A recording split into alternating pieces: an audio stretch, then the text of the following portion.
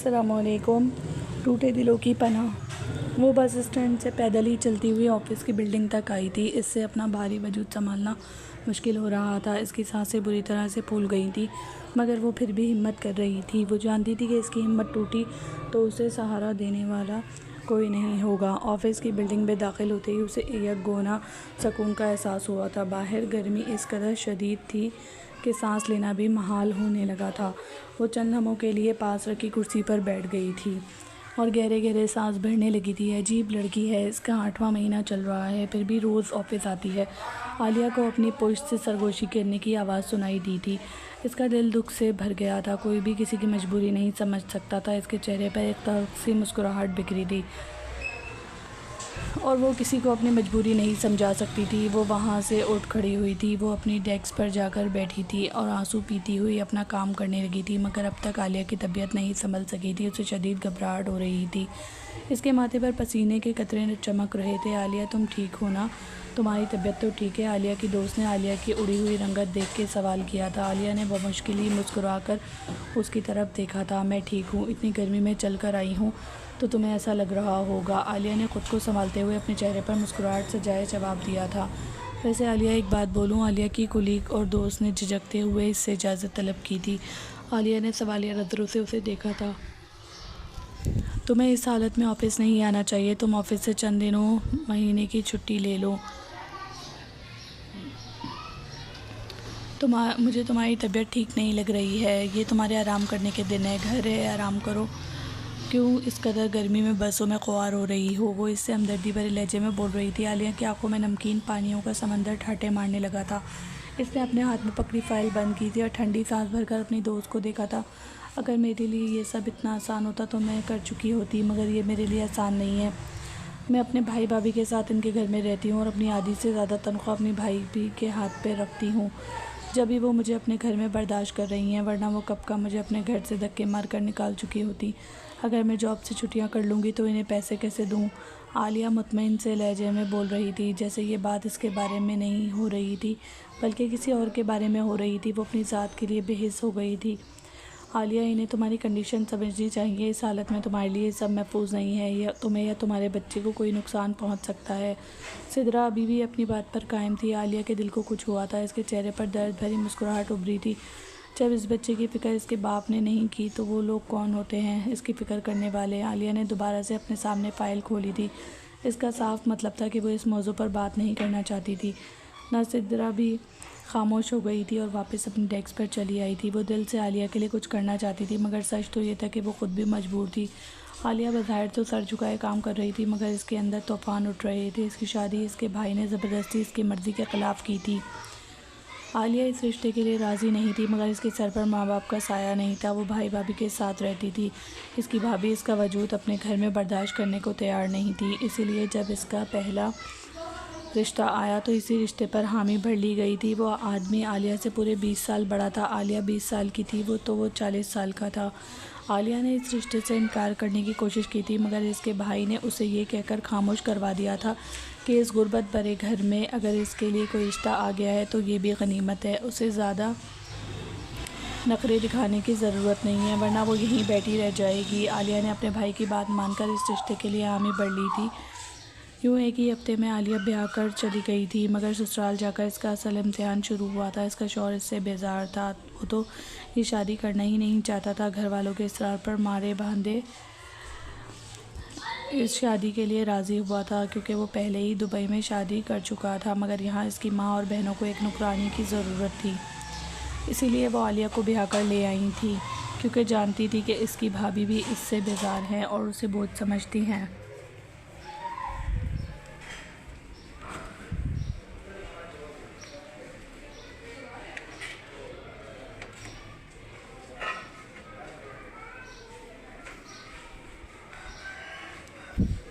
आलिया के पास वापस जाने का कोई रास्ता नहीं था। इसका शौहर फराज बमुश्किल ही एक हफ़्ता शादी के बाद इसके साथ रहा था और फिर एक हफ़्ते बाद ही वापस दुबई चला गया था। 2 माह तो सुकून से गुजर गए थे। फराज की बीवी को इसकी दूसरी शादी की खबर नहीं हो सकी थी। फराज ने दुबई जाकर आलिया को मुकम्मल तौर पर नज़रअंदाज किया था। इन 2 माह में इसने ना ही आलिया को खर्चा दिया था और ना ही इससे कोई बात की थी।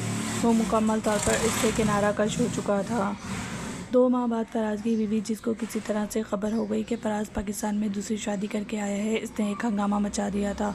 फराज के वहाँ पहले से 4 बच्चे थे और फिर इसने अपनी पहली बीवी के ज़ोर देने पर आलिया को तलाक भेज दी। आलिया ने ही तो वो तलाकनामा मौसूल किया था। इसने जैसे ही खोल कर देखा था, इसके पैरों तले ज़मीन निकल गई थी। महज 2 माह की शादी में उसे बिना कोई वजह बताए तलाक दे दी गई थी। वो बेहोश होकर गिर पड़ी थी। इसके ससुराल वाले उसे अस्पताल ले गए। वहाँ जाकर खबर मिली कि वो हामला है, मगर अब कुछ नहीं हो सकता था। उसे तलाक हो चुकी थी। वो उजड़कर अपने भाई के घर आ बैठी थी, मगर इसकी भाभी किसी सूरत उसे बर्दाश्त करने पर राज़ी नहीं थी। उन्होंने साफ कह दिया था कि वो अपना ख़र्चा खुद उठाएगी जब भी इस घर में रह सकती है, वरना वो अपने लिए कोई और इंतज़ाम कर ले। आलिया नौकरी ढूंढने के लिए निकल खड़ी हुई थी, क्योंकि वो अब अकेली नहीं थी। इसके साथ एक नन्ही सी जान भी थी, जिसका उसे ही ख्याल रखना था। आखिरकार उसे हमदान एंटरप्राइज में नौकरी मिल गई थी। तुम्हें सर ने अपने रूम में बुलाया है, आलिया की कुलीग ने आकर उसे इत्तला दी थी। आलिया अपने वजूद पर चादर दुरुस्त करती हुई अपनी जगह से उठी थी और बॉस के कमरे की तरफ बढ़ी थी। वो नॉक करके अंदर दाखिल हुई तो ज़रा सा चलने की वजह से ही इसका सांस बुरी तरह से फूल गया था। हमदान ने उसे अंदर आने की इजाज़त दी थी। वो अपने हाथ में फ़ाइल पकड़े सर झुकाए खड़ी हुई थी। हमदान ने नज़रें उठाकर आलिया को देखा था। वो इस वक्त एक बड़ी सी चादर में ख़ुद को लपेटे हुए थी, मगर फिर भी उसका भरा भरा वजूद नज़रों में आ रहा था। बैठिए मिस आलिया। हमदान ने उसे कुर्सी पर बैठने का इशारा किया था। आलिया खुद को संभालती हुई कुर्सी पर बैठ गई थी। आपके शौहर के पास जॉब नहीं है क्या, जो आप इस हालत में यूँ ख्वार हो रही हैं? अगर आपके शौहर के पास जॉब नहीं है तो आप इन्हें मेरे पास भेज दें, मैं इन्हें जॉब दे दूँगा। मगर अब आपको घर में रहकर आराम करना चाहिए, क्योंकि आपकी शक्ल देखकर ही मालूम हो रहा है कि आपका इस कदर बीमार हैं। इस वक्त आपको अपना ख्याल रखने की सबसे ज़्यादा ज़रूरत है। हमदान के लहजे में कुछ इसके लिए गुस्सा भी था और साथ ही हमदर्दी सी भी झलक रही थी। आलिया ने नज़रें उठाकर बेबसी से अपने बॉस की तरफ देखा था। प्लीज़ सर, आप मुझे इस जॉब से नहीं निकालिएगा। मेरी वजह से आपको कोई परेशानी नहीं होगी, मैं वादा करती हूँ, मगर मुझे इस जॉब की बहुत ज़रूरत है। आलिया ने अपनी आंखों की नमी छुपाए घबराए हुए लहजे में कहा था। आलिया को यूं घबराता देखकर हमदान ने हैरानी से उसे देखा था। मिस आलिया, आप मेरी बात समझी नहीं हैं शायद। मैं आपकी मदद करने की बात कर रहा हूँ, हमदान ने संजीदा लहजे में कहा था। अगर आप मेरी मदद करना चाहते हैं तो बस मुझ पर इतना एहसान कर दें कि आप मुझसे ये जॉब मत छीनें। बेबसी से आलिया की आंखों में आंसू भर आए थे।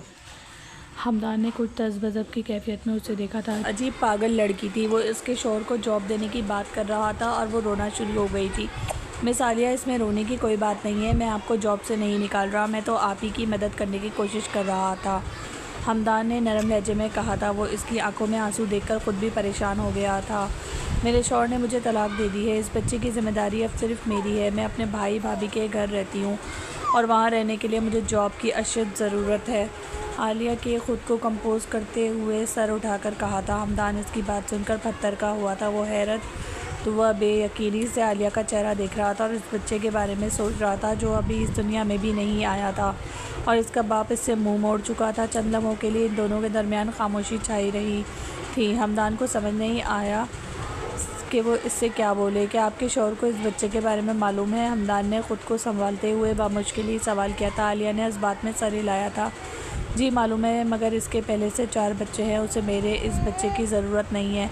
आलिया के इंकशाफ पर वो दंग रह गया था। इसने अपने घर वालों के ज़ोर देने पर मुझसे शादी की थी और फिर मुझे तलाक दे दी। ना चाहते हुए भी आलिया की आंखों से आंसू गिरने लगे थे। हमदान साकित साया सुनकर रह गया था। आलिया घर में दाखिल हुई तो मगरिब की अज़ानें फ़िज़ा में गूंज रही थी। इसकी भाभी सहन में बिछी चारपाई पर बैठी हुई थी। इसने तन नज़रों से आलिया की सिर्फ देखा था। तुमने वक्त देखा है? मगरिब की अज़ानें हो रही हैं और तुम अब घर में दाखिल हो रही हो, शुमाइला ने तेज़ लहजे में कहा था। आलिया ने सामने रखे दूसरे तख्त पर अपना बैग रखा था और सर से अपनी चादर सरकाई। भाभी, मेरा ऑफ़िस बहुत दूर है। मुझे ऑफ़िस से बस स्टैंड तक पैदल आना पड़ता है और फिर मुझे वहाँ खड़े होकर बस का इंतज़ार भी करना पड़ता है। बस में रश ना हो तो जगह मिल जाती है, वरना दूसरी बस का इंतज़ार करना पड़ता है, आलिया ने थके थके से लहजे में कहा था। शुमाइला ने इसकी बात सुनकर सर झटका था। जानती हूँ तुम्हारे ये सारे बहाने हैं, बस तुम्हें घर से फ़रार होने का मौका चाहिए। तुम्हें यही तो आज़ादी चाहिए थी, जब भी अपने ससुराल में भी नहीं टिक सकी और तलाक लेकर यहाँ हमारी जान पर आकर बैठ गई हो। शुमाइला ने नखवत से कहा था। शुमाइला की बात सुनकर आलिया के दिल पर छुरियां चली थी। भाभी, मैं ये जॉब अपने शौक़ से नहीं कर रही हूँ बल्कि मजबूरी में कर रही हूँ, आलिया ने ज़ब्त करते हुए कहा। हाँ हाँ, सब जानती हूँ तुम्हारी मजबूरी में, शुमाइला ने तंग नज़रों से उसे घूरते हुए कहा था। आलिया उसे देखकर रह गई, मगर मुंह से ये नहीं बोल सकी कि वो इस हालत में इसकी वजह से ही जॉब करने पर मजबूर हुई थी। इसने ही इसके सामने ये शर्त रखी थी कि अगर उसे इस घर में रहना है तो अपना खर्चा खुद उठाना पड़ेगा। आलिया खामोशी से उसे देखती रही थी, मगर इसमें ये सब कुछ बोलने की हिम्मत बिल्कुल भी नहीं थी। जाओ, जाकर बावर्ची खाने में खाना देखो और रोटियां बना लो। मैं दाल बना चुकी हूँ और अब महारानी को पकाया खाना भी चाहिए। मैं तो जैसे नौकर लगी हुई हूँ, शुमाइला ने बुलंद आवाज़ में बड़बड़ाते हुए कहा था। आलिया भारी होते हुए दिल के साथ वहाँ से उठी थी और किचन में चली आई थी। इसके पैर बुरी तरह से सूज रहे थे, इसमें खड़े होने की बिल्कुल भी सकत नहीं थी। कितनी देर तक वो परात में आटा निकाले इस आटे को गूंथती रही थी। आटा गूंथने के लिए जान चाहिए थी, जो इसमें बिल्कुल भी नहीं थी। आखिरकार वो अपनी हिम्मत मुजतमा करती हुई आटा गूंथकर रोटियां पकाने लगी थी। बार बार इसकी आंखों में आंसू भर रहे थे, मगर यहाँ इसके आंसू पोंछने वाला भी कोई नहीं था। कुछ देर बाद वो रोटियां पकाकर फारिग हुई थी। इन लोगों के सामने जाकर दस्तरखान लगाया था। सब लोग खाना खा रहे थे, मगर किसी ने उसे खाने का पूछना तक गवारा नहीं किया था। इसने अपने भाई की तरफ देखा था, जो इससे यूँ बेगाना हुआ बैठा था जैसे उसे जानता ही ना हो। अपने भाई का रवैया देखकर इसका दिल बुरी तरह से कटा था। वो वहाँ से खामोशी से अपने कमरे में चली गई थी। इसका कमरा भी क्या था, स्टोर रूम था जिसे इसके लिए खाली कर दिया गया था। इसका कमरा तो भाभी ने अपने बच्चों को दे दिया था। उसे सख्त गर्मी का एहसास हो रहा था और इसका दिल बुरी तरह से घबरा रहा था। वो वहीं तकिए पर सर रखकर लेट गई थी। वो जब से उजड़कर इस घर में आई थी, इसके भाई ने इससे बात करना भी गवारा नहीं किया था। वो उसे एक बोझ की माने तस्वर करता था। वो जाने ये बात उसे कितनी ही बार जता चुका था कि इसने कितनी मुश्किलों से कर्जा लेकर इसकी शादी की थी और वो अपनी शादी को नहीं बचा सकती थी। और आलिया इससे ये भी नहीं पूछ सकी थी कि इसने जानते बूझते अपने सर से इसका बोझ उतारने के लिए 4 बच्चों के बाप से इसकी शादी कर दी थी। भला एक हफ्ते की दुल्हन अपना घर बचाने के लिए कितनी ही कोशिश कर सकती थी। इसकी आंखों से आंसू बहकर तकिए में जज्ब हो रहे थे। वो जाने कब तक यूं ही रोती रहती और फिर आखिरकार नींद इस पर मेहरबान हुई थी। वो गहरी नींद में जा चुकी थी।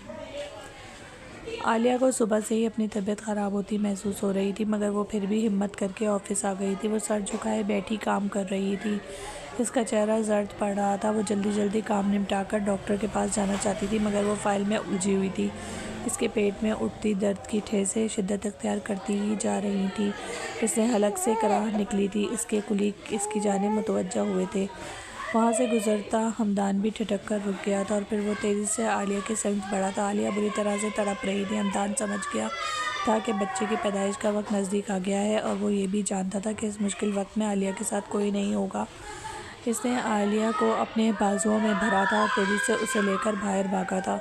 इसने ड्राइवर को गाड़ी खोलने का हुक्म दिया था। ड्राइवर ने फ़ौरन ही कार का पिछला दरवाज़ा खोला था। हमदान ने एहतियात से आलिया को गाड़ी की पिछली सीट पर लेटाया था और ख़ुद ड्राइविंग सीट पर आकर बैठा था। इसी वक्त आलिया की दोस्त सिद्रा भी भागती हुई बाहर आई थी।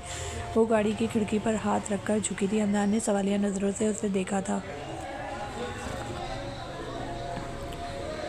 सर प्लीज़, मैं भी आपके साथ चलना चाहती हूँ। ये वक्त आलिया के लिए बहुत मुश्किल है और मैं जानती हूँ कि इसके घर से कोई नहीं आया तो, सिद्रा ने परेशानी से कहा था। सिद्रा की बात सुनकर हमदान के जबड़े सख्ती से बेच गए थे। उसे आलिया के घर वालों पर हैरत हुई थी कि किस कदर संगदिल लोग थे। इसने सिद्रा को बैठने का इशारा किया था। सिद्रा जल्दी से गाड़ी का पिछला दरवाज़ा खोलकर आलिया के बराबर में बैठ गई थी। इसने आलिया के कंधे पर हाथ रखा था, जो दर्द से अपना होश खोए जा रही थी। हमदान आलिया को लेकर शहर के सबसे महंगे हॉस्पिटल में चला आया था। आलिया को फ़ौरन ही इमरजेंसी में शिफ्ट कर लिया गया था। हमदान और सिद्रा दोनों ही बाहर खड़े थे। इन दोनों के चेहरे पर परेशानी के आसार वाज़े देखे जा सकते थे। कुछ देर बाद डॉक्टर ने आकर हमदान को इत्तला दी थी। मुबारक हो, आप एक प्यारी सी बेटी के बाप बन गए हैं। आपके घर में रहमत आई है। डॉक्टर की बात सुनकर हमदान अपनी जगह साकित सा हुआ था। इसका दिल बेख्तियारी धड़का था और इस कदर शिद्दत से धड़का था कि हमदान को अपना सीना फटता हुआ महसूस हुआ था। वो आंखें फाड़े हैरानी से डॉक्टर को देख रहा था। डॉक्टर अपनी बात करके वहाँ से जा चुकी थी। सिद्रा ने बौखला के हमदान को देखा था, मगर हमदान बिल्कुल खामोश खड़ा था। हमदान की आंखें सुर्ख हुई थी और गले में गिल्टी सी उभर कर मासूम हुई थी। वो खामोशी से पलटकर वहाँ से निकल गया था, क्योंकि जाने अनजाने में इसके दिल पर लगे बहुत से ज़ख्म उधेड़ दिए गए थे उसे अपने दिल से खून रिसता हुआ महसूस हुआ था। उसे अस्पताल की फ़िज़ा में घुटन होने लगी थी। इसने अपनी टॉय की नाक ढीली की थी और अपनी शर्ट का ऊपरी बटन खोला था, मगर घुटन थी कि इसकी रग रग में समाती ही जा रही थी। वो अपनी गाड़ी में आकर बैठा था और पानी की बोतल उठाकर मुंह से लगाई थी। इसने एक ही सांस में पूरी बोतल खाली कर दी थी। इसने बेख्तियार ही अपने दिल पर हाथ रखा था। 4 साल पहले का मंजर इसकी आंखों के सामने लहराया था। इसकी आंखें गर्म स्याल से भरने लगी थी। इसी तरह से डॉक्टर ने आकर उसे बेटी की खुशखबरी सुनाई थी। इस रोज़ वो बेहद खुश था। उसे लग रहा था कि उसे दुनिया जहां की खुशियां मिल गई थी। जब डॉक्टर ने 4 साल पहले बेटी की पैदाइश की खुशखबरी सुनाई तो वो बेख्तियारी सजदा रेज़ हुआ था। उसे कितनी ख्वाहिश थी कि इसके घर पहली बेटी पैदा हो, और आज ये दिन भी खुदा ने उसे दिखा दिया था। और अन्य मिठाई लेने भागा था। वो खुशी खुशी मिठाई के टुकड़े उठाए अस्पताल में दाखिल हुआ था। खुशी इसकी आंगन से झलक रही थी, मगर अभी तक इसकी वाइफ को रूम में शिफ्ट नहीं किया गया था और बच्ची को भी आईसीयू में रखा गया था। वो कुछ परेशान सा हुआ था। वो फ़ौरन ही डॉक्टर के केबिन की तरफ भागा था। वहाँ हर तरफ अफरा तफरी छाई हुई थी। डॉक्टर, मेरी वाइफ कैसी है? इन्हें अभी तक रूम में क्यों नहीं शिफ्ट किया गया? हमदान ने अपने सामने खड़ी परेशान सूरत लिए लेडी डॉक्टर से सवाल किया था। लेडी डॉक्टर ने एक ठंडी सांस भरकर हमदान को देखा था। आपकी वाइफ की हालत स्टेबल नहीं हो रही है, इसलिए हमने अभी तक इन्हें रूम में शिफ्ट नहीं किया है। वो इस वक्त आईसीयू में है। इनका ब्लड लॉस बहुत ज़्यादा हो गया है। आप प्लीज़ फ़ौरन ही खून की बोतलें अरेंज करें, डॉक्टर ने प्रोफेशनल लहजे में कहा था। डॉक्टर की बात सुनकर हमदान का दिल डूब सा गया था। इसके मुंह में घुली मिठास उसे बेहद कड़वी मालूम होने लगी थी। वो फ़ौरन ही उल्टे कदमों खून का बंदोबस्त करने ब्लड बैंक गया था। कुछ देर बाद वो खून का इंतज़ाम करके वापस आया था, मगर तब तक एक बुरी खबर इसकी मुंतज़र थी। इसकी बीवी उसे इस दुनिया में तन्हा छोड़कर चली गई थी। हमदान साकित सा खड़ा रह गया था। इसने तो इस बारे में कभी सोचा ही नहीं था कि इसकी बीवी उसे इस तरह छोड़कर जा सकती है। इसने बमुश्किल ही अपनी नन्ही सी बेटी के लिए ख़ुद को संभाला था, जो इस वक्त इंक्यूबेटर में थी, मगर वो मुकम्मल तौर पर टूट चुका था। यह ऐसा सदमा था जिससे वो चाह कर भी रिहाई हासिल नहीं कर सकता था। इसकी बेटी 1 हफ्ते तक इंक्यूबेटर में रही थी और वो दिन रात की तमीज़ किए बिना अस्पताल में ही बैठा रहा था। वो अपनी बेटी को अपने सीने से लगाने के लिए तरस रहा था, मगर बच्ची की हालत संभल ही नहीं रही थी। आखिरकार 1 हफ्ते बाद अचानक ही इसकी बेटी भी उसे छोड़कर चली गई और वो बिल्कुल ही तन्हा रह गया था। इसने अपनी मुर्दा बच्ची को अपने सीने से लगाया था और फूट फूट कर रो पड़ा था। इसने कभी सोचा भी नहीं था कि उसे अपनी ज़िंदगी में ये दुख भी देखना पड़ेगा। इसकी बीवी और इसकी बेटी, वो दोनों ही उसे हमेशा के लिए छोड़कर चली गई थी। अपनी बेटी को मनो मिट्टी तले दफनाते हुए वो इस रोज़ ख़ुद भी मर गया था। इसका दिल बिल्कुल खाली हो गया था। इस रोज़ के बाद इसने अपनी ज़िंदगी में कभी किसी को जगह नहीं दी। इसने तन्हाई का लिबादा ओढ़ लिया था। इसके लिए सब कुछ जैसे बेमायने हो गया था। आज जब डॉक्टर ने उसे आलिया की बेटी की पैदाइश की खबर सुनाई तो उसे यकदम ही अपनी बेटी की शिद्दत से याद आई थी। कुछ देर बाद वो ख़ुद को कंपोज करता हुआ गाड़ी से निकलकर हॉस्पिटल की इमारत की तरफ बढ़ा था। आलिया को अब तक रूम में शिफ्ट कर दिया गया था। वो दरवाजे पर नॉक करके रूम में दाखिल हुआ तो इसने देखा कि आलिया सामने ही बेड पर टेक लगाकर बैठी हुई थी। वो बेहद परेशान दिख रही थी। इसे नज़रें उठाकर हमदान को देखा था। सर, आप मुझे इतने महंगे हॉस्पिटल में क्यों लेकर आ गए? मैं इस अस्पताल का बिल देना बर्दाश्त नहीं कर सकती। मेरे पास तो इतने पैसे भी नहीं हैं। मैं तो किसी भी सरकारी अस्पताल चली जाती, आलिया ने हमदान को देखते ही रूहान से लहजे में कहा था। हमदान ने खामोश नज़रों से इसकी तरफ देखा था। आप मुझे यहाँ लाने से पहले कम से कम एक बार पूछ तो लेते। आलिया की आंखों में आंसू उमड़ आए थे। नकाहत और कमज़ोरी से इसकी गर्दन की सारी रगें वाज़ेह हो रही थी। चेहरे का रंग ख़तरनाक हद तक सफ़ेद पड़ रहा था। मिस आलिया, आपको हॉस्पिटल के बिल के लिए परेशान होने की ज़रूरत नहीं है। मैं बिल पे कर चुका हूँ। हमदान ने इत्मीनान से अपने सीने पर हाथ बांधे नरम लहजे में कहा था। आलिया ने ठहर कर उसे देखा था। और वैसे भी आप मुझे बताएं, आपकी हालत थी कुछ बताने वाली? आपकी हालत इस कदर ख़राब थी कि आप नींद बेहोश हो गई थी। अगर मैं आपको वक्त पर हॉस्पिटल नहीं लेकर आता तो पता नहीं क्या हो जाता। और आप इस वक्त बिल के लिए परेशान हो रही हैं।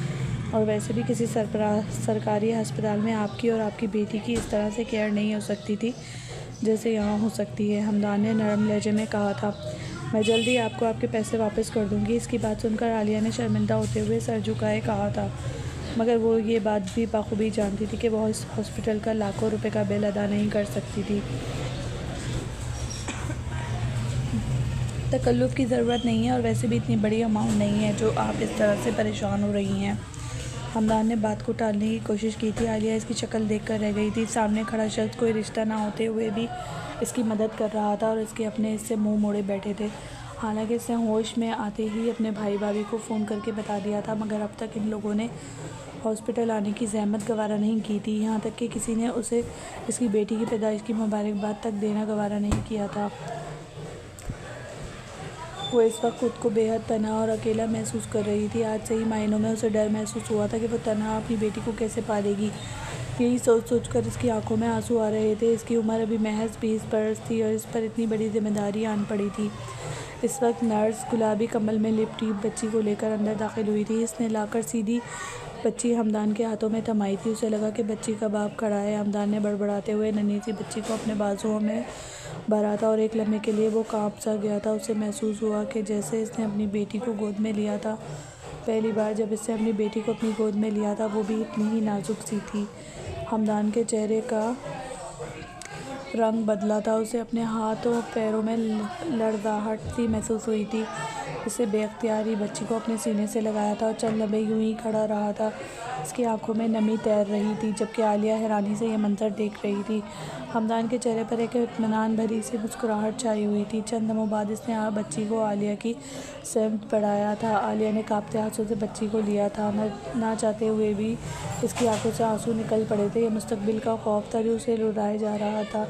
आलिया, इतनी प्यारी रहमत मिलने पर आपको तो खुदा का शुक्र अदा करना चाहिए और आप रो रही हैं, हमदान ने इसके चेहरे की तरफ देखते हुए नरम से लहजे में कहा था।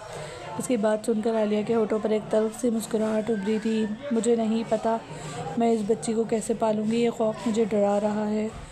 कुछ देर पहले तक मैं समझती थी कि मैं बहुत मजबूत हूँ, अपनी बेटी को पाल लूँगी, मगर आज मुझे लग रहा है कि मुझसे ज़्यादा कमज़ोर औरत और कोई नहीं है, जिसके पास कोई सहारा ही नहीं है। आलिया ने नन्ही सी बच्ची को अपने सीने से लगाए सिसकते हुए कहा था। इसकी बात सुनकर हमदान के पास कहने को कुछ नहीं था, जो वो लाजवाब हुआ था। वो ठीक ही तो कह रही थी। इसी वक्त बच्ची रोना शुरू हो गई थी। हमदान ने फ़ौरन ही उसे आलिया की गोद से लिया था और उसे बहलाने लगा था। आलिया हैरानी से इसका ये रूप देख रही थी। हमदान के चेहरे पर एक अलग ही तासुर रकम था। वो कैसे इस बच्ची में किसी को खोज रहा था। शाम तक आलिया की अस्पताल से छुट्टी हो गई थी। हमदान भी गाड़ी में बैठा था। सिदरा बच्ची को और आलिया को थामे गाड़ी की तरफ आ रही थी। हमदान गाड़ी रश से निकालकर इन दोनों के करीब ले आया था। इन दोनों के बैठते ही हमदान ने गाड़ी आगे बढ़ा दी थी। सारे रास्ते बिल्कुल खामोशी छाई रही थी। हमदान कभी कभार एक नज़र इस नन्ही सी बच्ची पर डाल लेता। न जाने क्यों इस बच्ची को देख कर इसका दिल ही नहीं भर रहा था। आखिरकार आलिया का घर आया था। हमदान ने गाड़ी एक छोटे से घर के सामने रोकी थी। सर प्लीज़ अंदर आ जाएं, चाय पी कर जाएँ, आलिया ने झिझकते हुए कहा था। फिर कभी सही में सालिया, हमदान ने नरम से लहजे में कहा था। हमदान ने पलटकर आलिया की गोद में मौजूद बच्ची के गालों को नरमी से छुआ था। सिदरा आलिया को सहारा दिए गाड़ी से उतर गई थी। सिदरा ने आगे बढ़कर बेल बजाई, मगर कोई भी दरवाज़ा नहीं खोल रहा था। वो लोग काफ़ी देर तक दरवाजे के बाहर ही खड़ी रही थी। आलिया को परेशानी होने लगी थी। भाभी दरवाज़ा खोलें, आलिया ने आगे बढ़कर शुमाइला को आवाज़ दी थी। सैन में बैठी शुमाइला बुरी तरह से झुंझलाई थी। वो इतनी देर से इन आवाज़ों को नज़रअंदाज कर रही थी। आखिरकार वो गुस्से में अपनी जगह से उठी थी और फाड़ खाने वाले अंदाज में दरवाज़ा खोला था। भाभी कब से दरवाज़ा बजा रहे हैं, आप खोल क्यों नहीं रही थी, आलिया ने परेशान होते हुए सवाल किया था।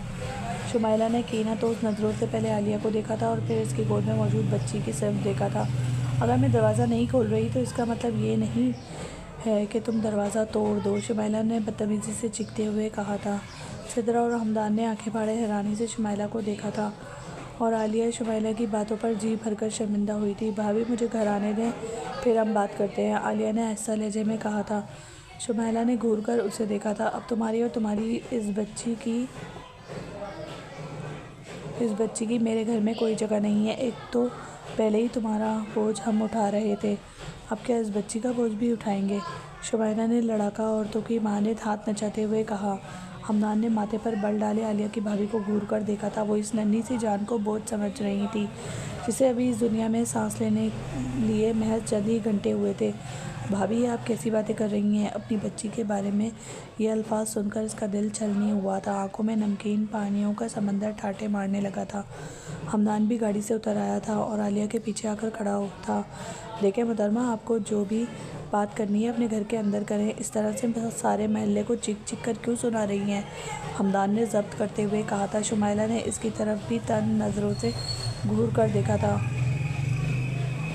तुम्हें अगर इसकी बहुत लग रही है तो इन माँ बेटी को अपने साथ ही ले जाओ, क्योंकि अब तो इस घर में इन दोनों की कोई जगह नहीं है। पहले ही मैं अपने 4 बच्चों को पाल रही हूँ, ऊपर से ये भी आकर मेरे सीने पर बैठ गई है। शुमाइला ने काटदार लहजे में कहा था।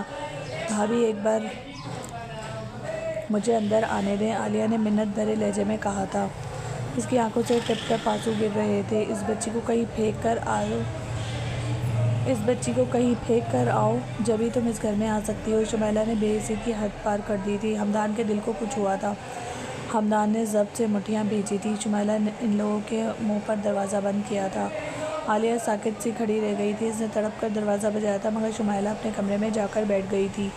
आलिया संभालो खुद को, तुम्हारी तबीयत ख़राब हो जाएगी। सिद्रा ने आलिया को बेतहाशा रोते देखकर उसे संभालने की कोशिश की थी। कैसे संभालूं सिद्रा भाभी, मेरे साथ ऐसा कैसे कर सकती है?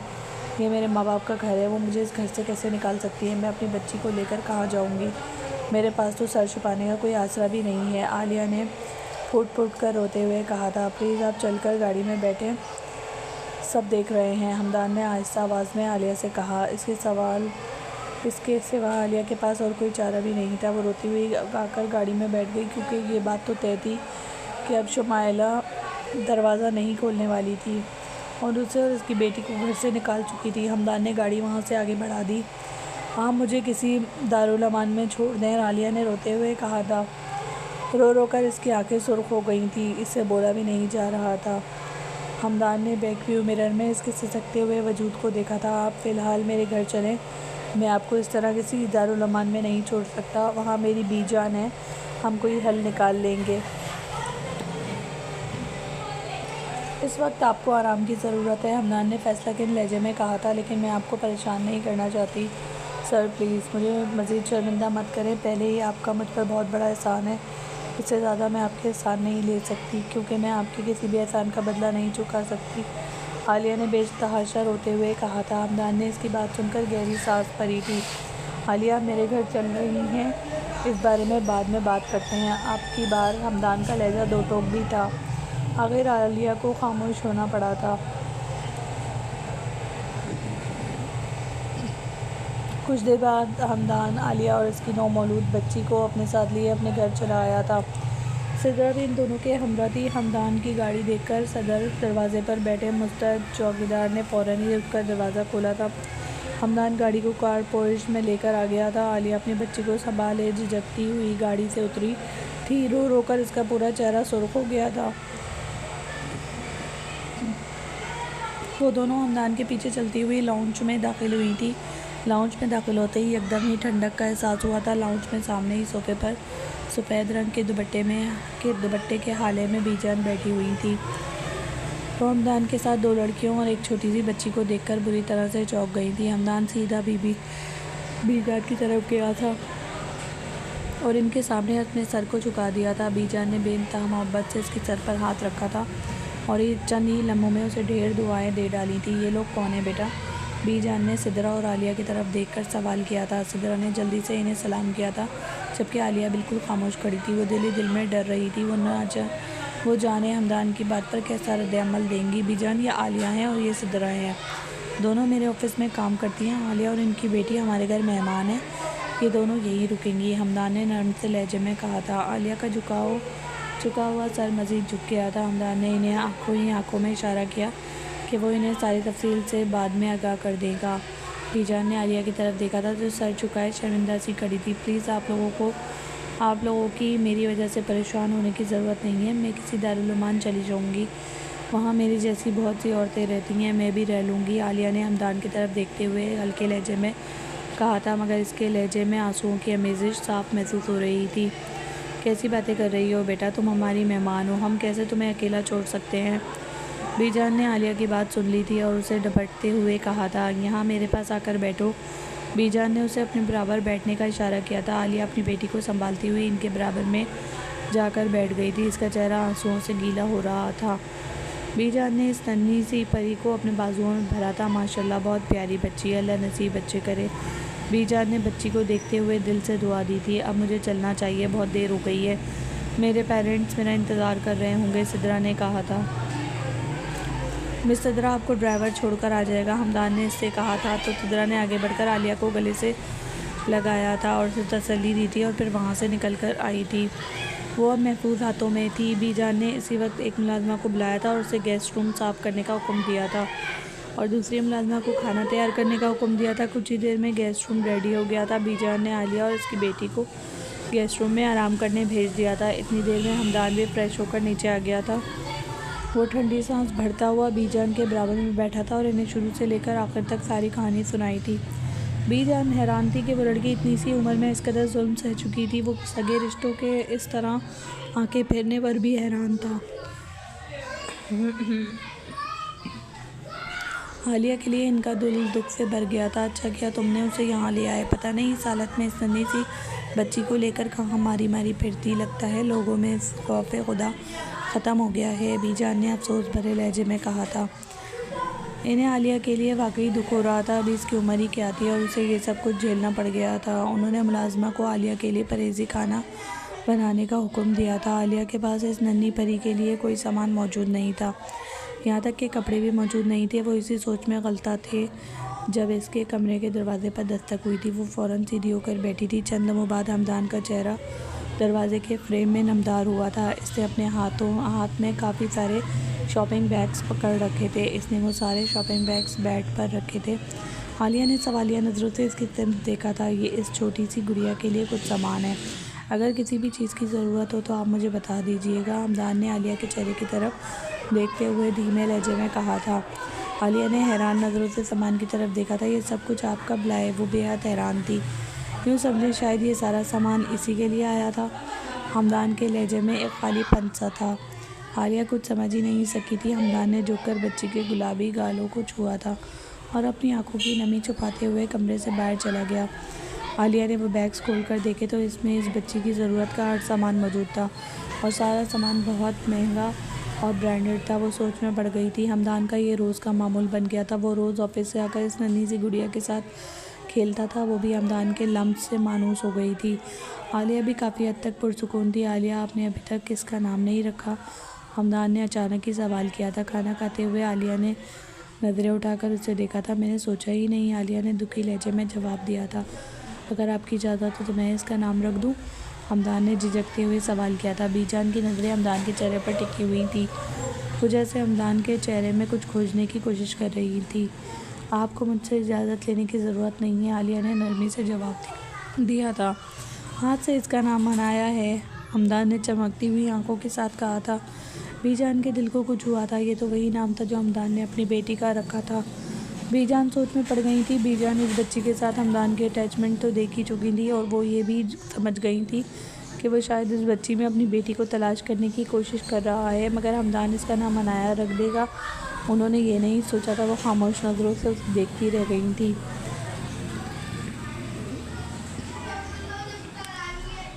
हमदान ने अपनी बेटी के लिए लाई गई हर चीज़ अनाया को दे दी थी, वरना इससे पहले वो इन चीज़ों को किसी को भी हाथ तक नहीं लगाने देता था। मगर जब नन्ही सी अनाया वो कपड़े पहनती और सामान इस्तेमाल करती तो वो खुशी से फूले नहीं समाता था। बीजान देखें कि वही फ़्रॉक है जो मैंने लंदन से लेकर आया था। हमदान ने हस्बे मामूल ऑफिस से आते ही अनाया को अपनी बाहों में भर लिया था। अनाया ने इस वक्त गुलाबी रंग की फूलों वाली फ़्रॉक पहनी हुई थी और कोई जीती जागती सी गुड़िया लग रही थी। हाँ बेटा, याद है मुझे, बीजान ने मुस्कुराते हुए कहा था। अनाया जैसे इस घर की रौनक बन चुकी थी। दिन में वो बीजान की गोद से नहीं उतरती थी और रात तक हमदान की गोद में रहती थी। आलिया इस वक्त किचन में रात के खाने की तैयारी में मसरूफ़ थी। हमदान में कुछ सोच रही थी। बीजान ने धीमी आवाज़ में हमदान को मुखातिब किया था। हमदान ने अनाया को अपने सीने पर लेटाया था और सवालिया नज़रों से बीजान की तरफ देखा था। तुम आलिया से निकाह कर लो, बीजान ने अचानक ही इसके सर पर आसमान गिराया था। हमदान फ़ौरन ही सीधा होकर बैठा था। बीजान, ये आपको क्या कह रही हैं? हमदान ने हैरान होते हुए सवाल किया था। मैं कोई गलत बात तो नहीं कर रही थी। तुम आकर कब तक अपने माजी का दुख अपने सीने में लगाए बैठे रहोगे? तुम्हें भी अब अपनी ज़िंदगी में आगे बढ़ना चाहिए। आलिया को यहाँ रहते हुए 3 माह हो गए और मैंने इस जैसी समझदार और सुलझी हुई बच्ची आज तक नहीं देखी, बीजान ने नरम लहजे में कहा था। इसी वक्त अनाया रोने लगी थी। आलिया फ़ौरन ही अपने हाथ में फीडर पकड़े किचन से बाहर आई थी। हल्के आसमानी रंग के सादा से लॉन के सूट में वो बेहद हसीन लग रही थी। इसके चेहरे पर भी रौनक लौट आई थी। इसके नाजुक से सरापे को देखकर कोई पहचान ही नहीं सकता था कि ये वही आलिया थी जो हाल से बेहाल हुई फिरती थी। आलिया हमदान की तरफ आई थी जिसकी गोद में अनाया मुसलसल रो रही थी। आलिया को आते देखकर वो दोनों खामोश हो गए थे। आलिया ने हमदान की गोद से अनाया को लेने की कोशिश की थी, मगर अनाया ने इसकी गोद में आने से साफ इनकार कर दिया। आपके आते ही ये मुझे भूल ही जाती है, आलिया ने हंसते हुए कहा था। हमदान ने गौर से इसके सभी चेहरे की तरफ देखा था। वो बेचैन की बात सोचने पर मजबूर हुआ था। आलिया हमदान के हाथ में फीडर थमाकर वापस किचन में चली गई थी। आलिया सारी ज़िंदगी तो यहाँ नहीं रहेगी। वो अभी जवान है, महज 20 साल की है। कल को इसकी शादी करनी होगी, फिर वो अनाया को लेकर यहाँ से चली जाएगी। फिर तुम कैसे रहोगे अनाया के बगैर? तुम्हें दूसरी बार खुदा ने बेटी अता की है, इस बारे में सोचना ज़रूर, बीजान ने अपने पोते से नम लहजे में कहा था और हमदान की बात को सोचने पर मजबूर हो गया था। ठीक है, मुझे कोई एतराज़ नहीं है, मगर आप आलिया से पूछ लें, अगर वो इनकार कर दे तो इस बात को यहीं ख़त्म कर दीजिएगा। हमदान वहाँ से उठकर चला गया था। बीजान उसे जाता देखती रही थी। अनाया फीडर पीकर आराम से बीच सोफे पर ही सो गई थी। आलिया अपने कमरे में अनाया को सुलाकर फारिग हुई ही थी जब बीजान इसके कमरे में दस्तक देकर दाखिल हुई थी। बीजान, आप मुझे बुला लेती, आपने क्यों तकलीफ़ की? आलिया ने अपनी जगह से खड़े होते हुए कहा था। बीजान बेड पर बैठ गई तो आलिया भी इनके सामने बैठ गई थी। बीजान ने आलिया का हाथ थामा। अगर मैं तुमसे कुछ मांगूंगी तो तुम मुझे इनकार तो नहीं करोगी? बीजान ने नर्म नज़रों से इसकी तरफ देखते हुए सवाल किया था। बीजान, कैसी बातें कर रही हैं आप? बस हुक्म करें, आलिया ने हकीकत से कहा था। तुम और अनाया हमेशा के लिए इस घर की रौनक बन जाओ। मेरे हमदान से शादी कर लो, मैं तुमसे वादा करती हूँ वो तुम्हें बहुत खुश रखेगा। अनाया को भी बाप का प्यार मिल जाएगा, बीजान ने धीमे लहजे में कहा था, जबकि आलिया अपनी जगह बिल्कुल साकत हो गई थी। बीजान ने सारी बात आलिया को बताई थी कि किस तरह से हमदान की हंसती खेलती ज़िंदगी एक लम्हे में ही उजड़ गई थी। आलिया सुनकर सब कुछ सुन रही थी। वो सोच भी नहीं सकती थी कि वो नरम मिजाज सा शख्स अपने दिल में इतना गहरा ज़ख्म छुपाए बैठा था। बीजान इसके मुंह से हाँ सुनकर ही वहाँ से उठी थी।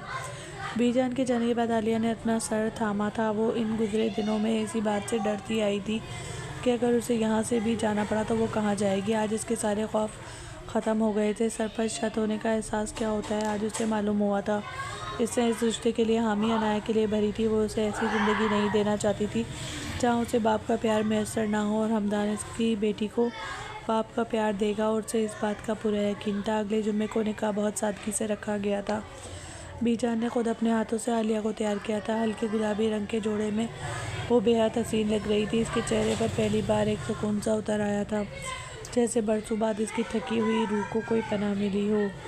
अनाया इस वक्त बीजान की गोद में सुकून से सो रही थी, जबकि हमदान की नज़रें बार बार बेख्तियार इस नन्ही सी जान पर जा ठहरती थी। निकाह के वक्त जब काजी साहब ने आलिया से इजाज़त मांगी तो उसकी आंखें बेख्तियार भर आई थी। उसे अपनी ज़िंदगी के वो तमाम दुख याद आ गए थे जब वो हर दरवाजे से दुत्कारी गई थी, मगर आज पहली बार कोई उसे अपनाने के लिए इसके सामने बैठा था। कबूल है, आलिया ने नम लहजे में कहा तो हमदान ने बेख्तियार नज़रें उठाकर उसे देखा था। इसे एक लफ्ज़ ने जैसे दोनों के टूटे हुए वजूद को एक नया सहारा दे दिया था।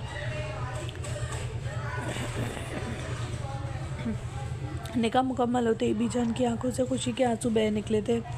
उन्होंने आगे बढ़कर पहले आलिया का माथा चूमा, फिर अनाया को अपने सीने से लगा लिया। हमदान खुशी से अनाया के करीब आया था। इसकी नन्ही से पेशानी पर बूसा देकर धीमे लहजे में बोला, अब मेरी बेटी खुद को कभी बेसहारा नहीं समझेगी।